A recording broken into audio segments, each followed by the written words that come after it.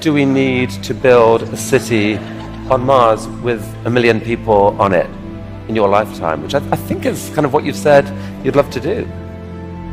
Yeah, I think it's important to have a future that is inspiring and appealing. I mean, I just think that there have to be reasons that you get up in the morning and you want to live. Like, why do you want to live? What's the point? What inspires you? What do you love about the future?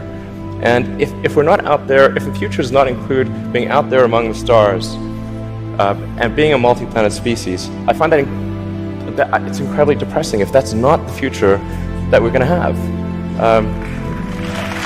The popular author Ayn Rand, in her book Atlas Shrugged, said something about money.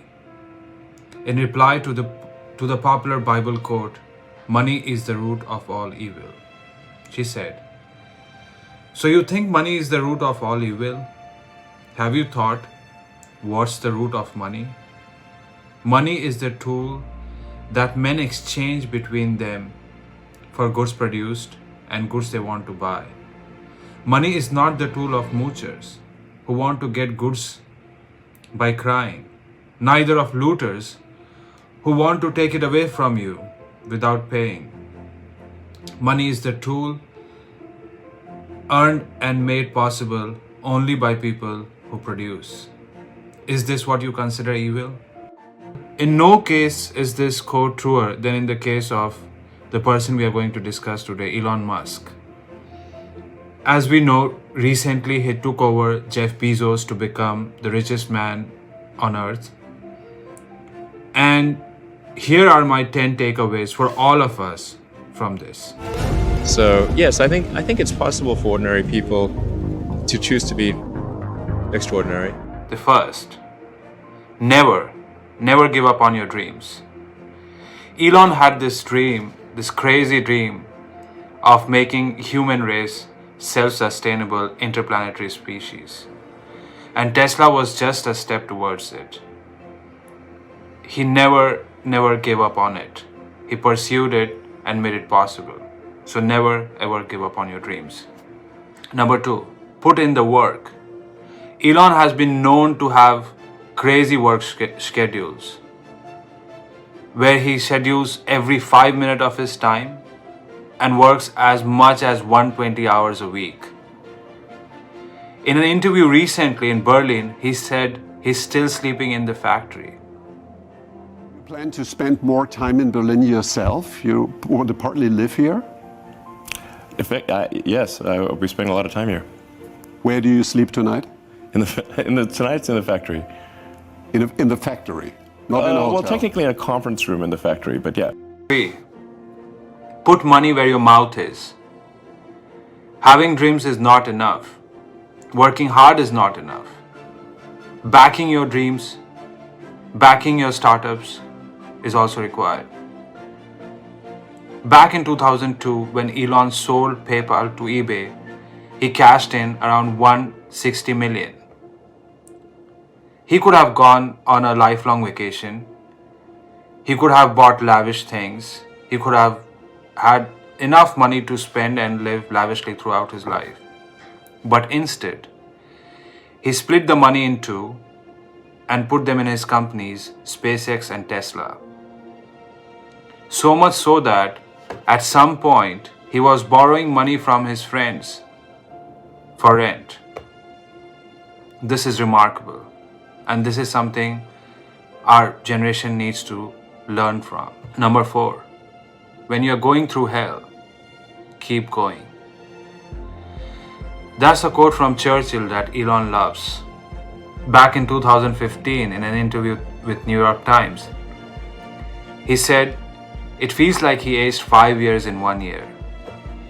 Now, this is a time when Tesla almost got bankrupt. It was being shorted.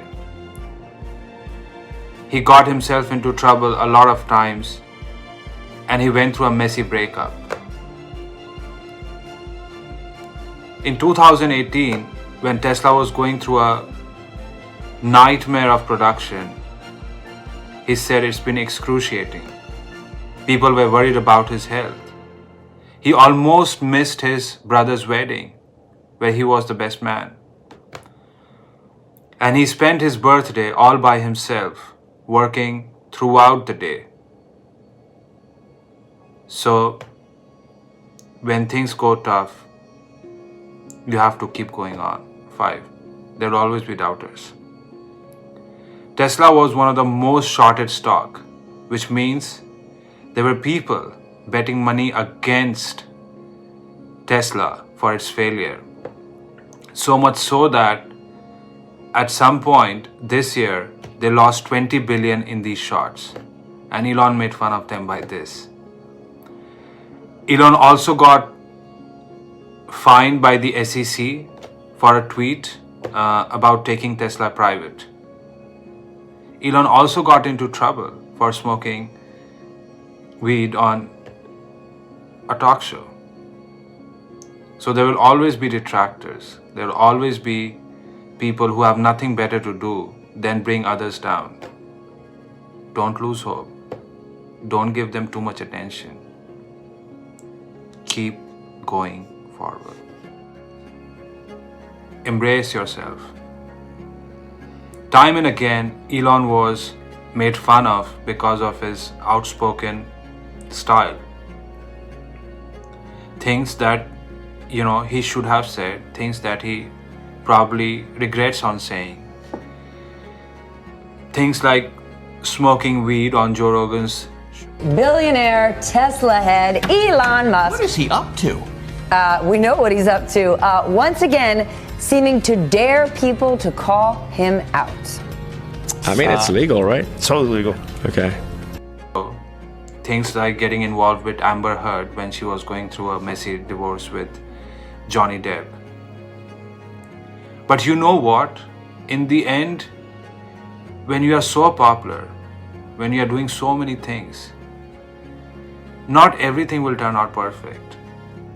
But you have to embrace yourself to maintain that sanity, to not constantly self-doubt, and to march ahead in life. Embrace yourself. Value the team. Encourage them. Time and again, when Tesla was trying to achieve major milestones, he wrote very encouraging emails to them. He paraded his team. He got the best out of them. And he also made them humble when the stock price was going through the roof. And he did all this by setting an example of how a person who really cares about Tesla should behave like. Through his work ethic, through his integrity, and through his passion. So, nothing can be achieved by yourself. You got to have a team. You got to back them. You got to encourage them. And you got to thank them for the work they have done. And before I go to the next point, don't forget to like this video and subscribe to the channel to get more videos like this. Much appreciated. Thank you. Accept your mistake. Well, this is a tricky one. Because when you get to a level where Elon is, it's hard to look inside and accept your mistake. But I think that's precisely what makes certain people stand out.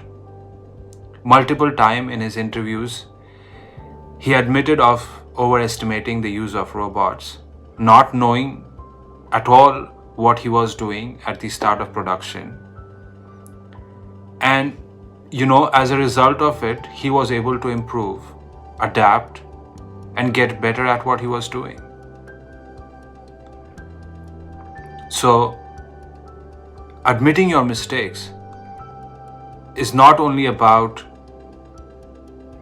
putting yourself down or self-doubting, but in hindsight, it becomes your strength. It becomes this exponential curve where you are able to adapt and improve tremendously. Number 9, be humble. Well, I think I've caught you guys by surprise by putting this on the list. But if you look at the person that Elon is, from this video of him signing off autographs, from many a times when he does not take himself seriously, and for the times when he's been able to still be a normal person in spite of achieving this high success, tells me that he's a truly humble person at heart. To set good examples, he sold off all his properties, the mega mansions that he used to own in Los Angeles. You're in the middle of this this strange time where you're selling your houses. You say you don't want any material possessions, and I've been seeing all that, and I've been really excited to talk to you about this. Yeah. Because it's an interesting thing to come from a guy like yourself. Like, why are you doing that? I'm slightly sad about it, actually. But Well, if you're sad about it, why are you doing it?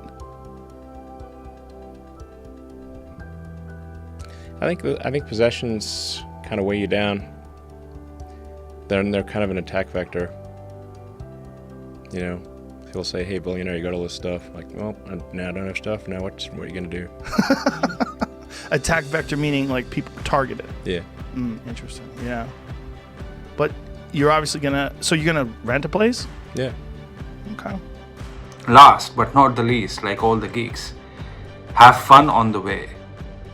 You know, when you're doing something which is so stressful, involves so much pressure and hardship, I think it's really important to kind of separate the professional intensity from the personal humor, I would say. In all the interviews that I've seen of Elon, he does not shy away from cracking a joke or making even fun of himself or having a good laugh. And I think that's what makes him enjoy all this even more. So don't forget to have fun on the way. Very last question. When I asked you what is the meaning of life during a dinner, 42. you said after a while, well, probably this wonderful French cheese. Could you please explain? Well, I was just saying that you want to take a moment to appreciate things in life and the sensations. Food's incredible, and there's just so many good things that you can experience. Some of them cost nothing, really.